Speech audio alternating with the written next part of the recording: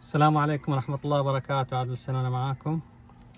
فليكس واجن سي سي 2.0 تيربو. صوت في الماكينة والسبب فيوز. خلينا نشغل السيارة ونسمع الصوت.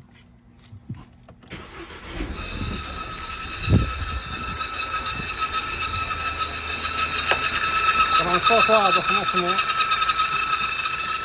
بتشيل الفيوز محروق.